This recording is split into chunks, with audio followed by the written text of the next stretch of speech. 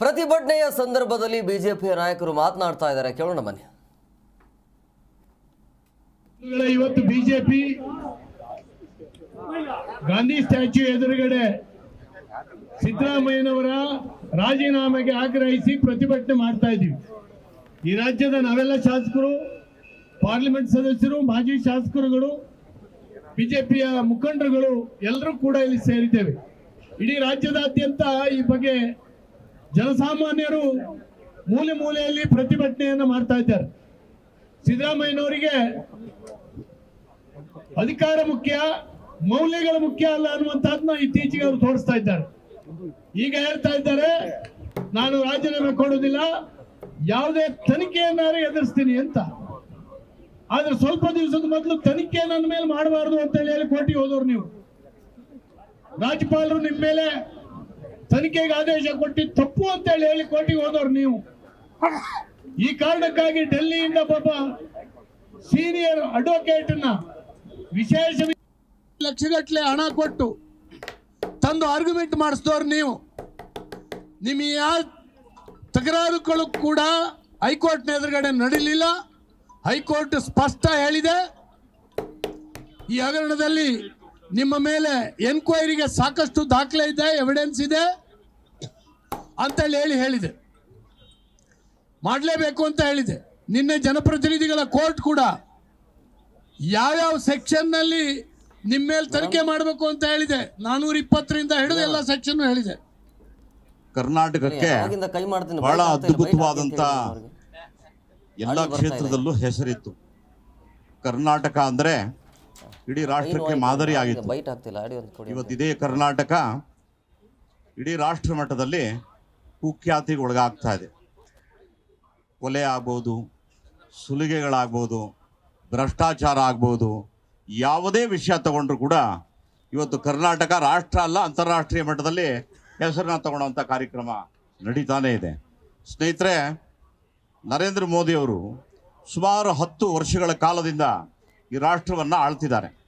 ಹಂತ ಹಂತವಾಗಿ ಬಗಡಾದಂಥ ಈ ರಾಷ್ಟ್ರವನ್ನು ಸ್ವಚ್ಛಗೊಳಿಸಿ ಇವತ್ತು ಅಂತಾರಾಷ್ಟ್ರೀಯ ಮಟ್ಟದಲ್ಲೂ ಕೂಡ ಭಾರತಕ್ಕೆ ಒಂದು ಘನವಾದ ಗೌರವವನ್ನು ಬರುವಂಥ ಕೆಲಸವನ್ನು ಮಾಡ್ತಿದ್ದಾರೆ, ನಿತ್ಯ ನಿರಂತರ ಮಾಡ್ತಿದ್ದಾರೆ.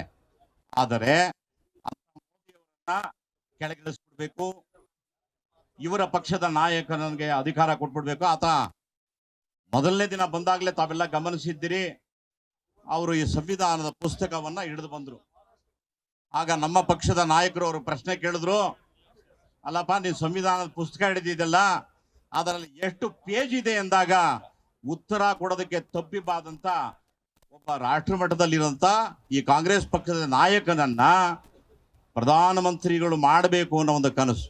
ಮೋದಿಜಿ ಅಂತವರು ಇವತ್ತು ಇಡೀ ರಾಷ್ಟ್ರವನ್ನ ಅದ್ಭುತವಾಗಿ ಬೆಳಗ್ತಾ ಇದ್ರೆ, ಇದೇ ರಾಷ್ಟ್ರವನ್ನ ಅನ್ಯ ರಾಷ್ಟ್ರದ ನೆಲದಲ್ಲಿ ನಿಂತು ರಾಷ್ಟ್ರವನ್ನ ಕೆಡಬೇಕು ಅಂತ ಚಿಂತನೆ ಮಾಡುವಂತ ಅಂತ ಚಿಂತಕರ ಚಾವಡಿಯಲ್ಲಿ ಕೂತು ರಾಷ್ಟ್ರ ವಿರೋಧಿ ಕೆಲಸ ಮಾಡೋ ಅಂತ ಒಬ್ಬ ನಾಯಕನಿದ್ದಾನೆ.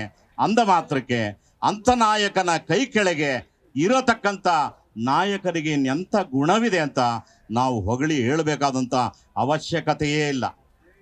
ಇವತ್ತು ಸನ್ಮಾನ್ಯ ಸಿದ್ದರಾಮಯ್ಯ ಅವರ ಬಗ್ಗೆ ಎಲ್ಲ ಹಿರಿಯರು ಕೂಡ ಮಾತಾಡಿದ್ದಾರೆ. ಪ್ರತಿಯೊಂದು ಸಂದರ್ಭದಲ್ಲಿ ಕೂಡ ಮಾನ ಮರ್ಯಾದೆ, ಲಜ್ಜೆಗೆಟ್ಟವರು, ಲೂಟಿಕೋರರು ಅಂತೇಳಿ ಮಾತಾಡುವಂಥ ಸನ್ಮಾನ್ಯ ಸಿದ್ದರಾಮಯ್ಯನವರು ಈ ರಾಜ್ಯದ ಮುಖ್ಯಮಂತ್ರಿಯಾಗಿ ಇಡೀ ಭಾರತದಲ್ಲೇ ಪ್ರತಿಯೊಬ್ಬ ನಮ್ಮ ಕನ್ನಡಿಗರು ಕೂಡ ತಲೆ ತಗ್ಗಿಸಿಕೊಳ್ಳುವಂಥ ಒಂದು ದೊಡ್ಡ ಭ್ರಷ್ಟಾಚಾರವನ್ನು ಮಾಡಿ ಹೈಕೋರ್ಟ್ ಆದೇಶ ಇದ್ರೂ ಕೂಡ ರಾಜೀನಾಮೆ ಕೊಡಲಿಕ್ಕೆ ಹಿಂದೇಟನ್ನು ಹಾಕಿ ಜನಪ್ರತಿನಿಧಿಗಳ ನ್ಯಾಯಾಲಯ ಅವ್ರ ಮೇಲೆ FIR ದಾಖಲೆ ಮಾಡಬೇಕಂತೇಳಿ ಆದೇಶ ಮಾಡಿದ್ರು ಕೂಡ ಅದನ್ನು ಕೂಡ ಲೆಕ್ಕಿಸದೇನೆ ಇವತ್ತು ರಾಜೀನಾಮೆ ನಾನು ಕೊಡೋ ಪ್ರಶ್ನೆನೇ ಇಲ್ಲ ಅಂತೇಳಿ ಹೇಳ್ತಾ ಇದ್ದಾರೆ. ಅಂತಂದ್ರೆ ಇವತ್ತು ಈ ಕರ್ನಾಟಕ ರಾಜ್ಯದಲ್ಲಿ ಮಾನ ಮರ್ಯಾದೆ ಇಲ್ದಿರೋರು ಸಿದ್ದರಾಮಯ್ಯನವರು, ಲಜ್ಜೆಗೆಟ್ಟ ವ್ಯಕ್ತಿ ಯಾರಾದ್ರೂ ಇದ್ರೆ ಅದು ಸಿದ್ದರಾಮಯ್ಯನವರು. ಮೋಡ ಹಗರಣದಲ್ಲಿ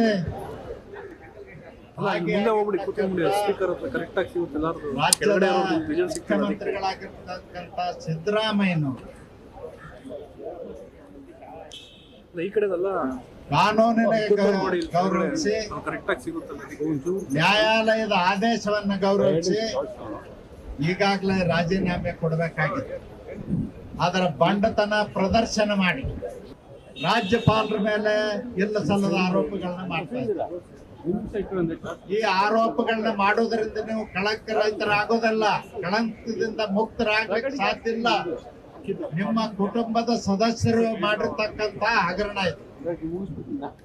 ಮೈಸೂರಿನ ಹೊರವಲಯದಲ್ಲಿ 3.5 ಲಕ್ಷ ರೂಪಾಯಿ ಎಕರೆ ಜಮೀನು ಖರೀದಿ ಮಾಡಿ ಎಕ್ಸ್ಚೇಂಜ್ ಆಫರ್ ಕೊಟ್ಟು 63 ಕೋಟಿ ರೂಪಾಯಿ ಬೆಲೆ ಬಾಳ್ತಕ್ಕಂತ ಸಾರ್ವಜನಿಕ ಆಸ್ತಿಯನ್ನ ನುಗ್ಗಿದ್ದು ಇದು ಹಗರಣ ಅಲ್ಲ. ಸಿದ್ದರಾಮಯ್ಯನವರೇ, ನೀವೊಬ್ಬರು ಸಮಾಜವಾದಿ ಅಂತ ಹೇಳಿ ಬೆನ್ನು ತಟ್ಕೊಡ್ತಾ ಇದ್ರಿ.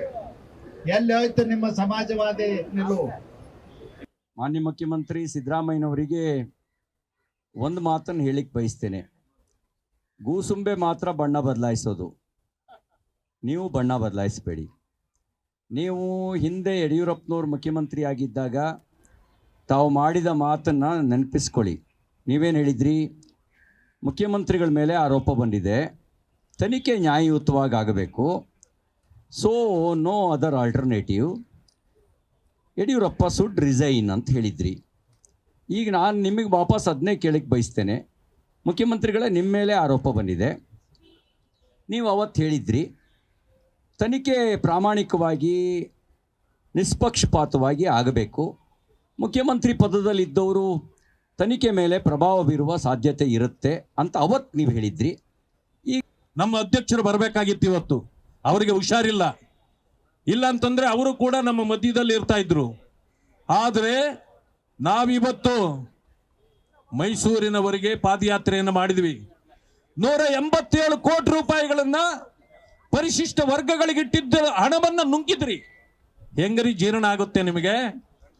25,000 ಕೋಟಿ ದಲಿತ ಸಮುದಾಯಗಳಿಗೆ ಅವರ ಅಭಿವೃದ್ಧಿಗಿಟ್ಟ ಹಣವನ್ನು ನುಂಗಿದ್ರಿ, ಸೈಟ್ಗಳನ್ನು ನುಂಗಿದ್ರಿ. ಎಷ್ಟು ಭ್ರಷ್ಟಾಚಾರಗಳು ಇನ್ನೂ ಹೊರಗಡೆ ಬರಬೇಕು ನಿಮಗೆ. ಕಪ್ಪು ಚುಕ್ಕೆ ಇಲ್ಲ, ಕಪ್ಪು ಚುಕ್ಕೆ ಇಲ್ಲ. ಎಲ್ಲಿ ಕಪ್ಪು ಚುಕ್ಕೆ? ಇನ್ನು ಹುಡ್ಕಕ್ಕೆ ಆಗೋದಿಲ್ಲ. ನೀವು ಪೂರ್ತಿ ಕರಿ ಬಟ್ಟೆಯನ್ನೇ ಒದ್ದಿದ್ದೀರಿ ಈಗ. ಆದ್ರಿಂದ ನಾನು ತಮ್ಮಲ್ಲಿ ಮನವರಿಕೆ ಮಾಡಿಕೊಡ್ತಕ್ಕಂಥದ್ದು, ನಿಮ್ಮ ಭ್ರಷ್ಟಾಚಾರದ ಬಗ್ಗೆ ಕೇವಲ ಕರ್ನಾಟಕದಲ್ಲಿ ಚರ್ಚೆ ಆಗ್ತಿತ್ತು, ಈಗ ಅದು ರಾಷ್ಟ್ರ ಮಟ್ಟಕ್ಕೆ ಹೊರಟೋಯ್ತು. ಬೆಂಗಳೂರಿಗೆ ಇದ್ದ ಜಿ ಕನ್ನಡ ನ್ಯೂಸ್ ಈಗ ನಿಮ್ಮ ಮನೆಯಲ್ಲೇ ನೋಡಿ. ಎಲ್ಲ ಕೇಬಲ್ಗಳಲ್ಲಿ ಈಗ ಲಭ್ಯ. ನಿಮ್ಮ ನೆಚ್ಚಿನ ಜಿ ಕನ್ನಡ ನ್ಯೂಸ್ ಈಗ ಸನ್ ಡೈರೆಕ್ಟ್ ನಲ್ಲಿ number 292, Tata play number 1664, Jio TV number 1334, NXT digital number 30, in cable number 30, city networks 51, U digital number 162, GTPL number 17, Rockline telecommunications number 42, Shri Basaveshwara cable number 168, rural cable network 60, Vinayaka digital 57, Abhishek cable 821, city channel 53, Siddeshwara cable network 57, ವಿ4 digital infotech 628, Surya digital networks 53, Gajanan digital number 836, Malnad infotech private limited number 56, metrocast number 830, victory digital number 167ರಲ್ಲಿ ನೋಡಿ ಆನಂದಿಸಿ.